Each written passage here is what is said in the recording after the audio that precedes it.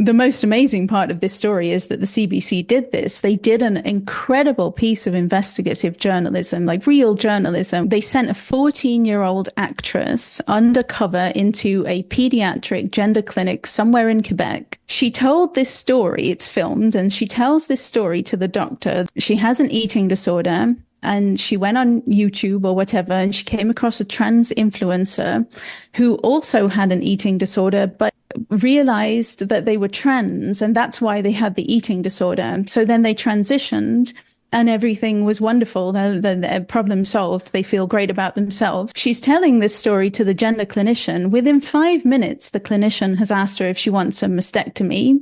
Within 7 minutes, I think there's talk of a hysterectomy because internal organs can trigger dysphoria.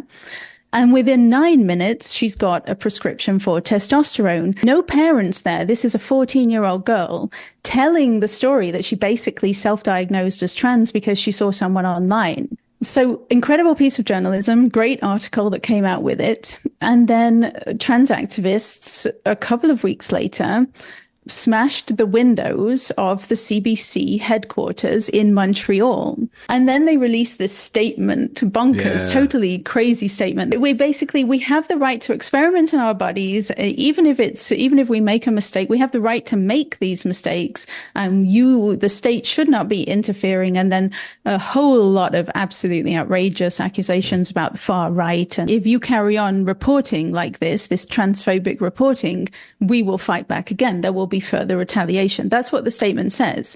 But bear in mind what they are responding to. They're responding to a story about a 14-year-old who was put on testosterone after 9 minutes.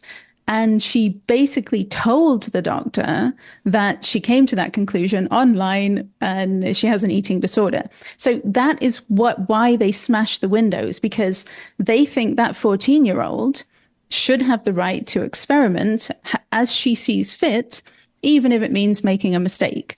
That is actually what they're responding to.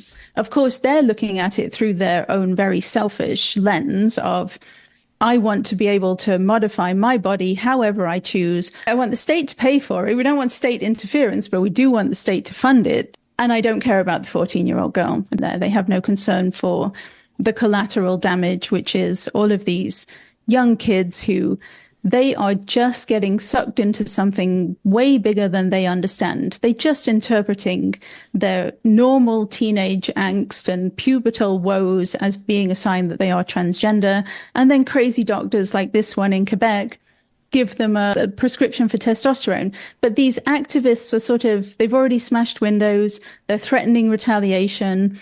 And this is only the beginning.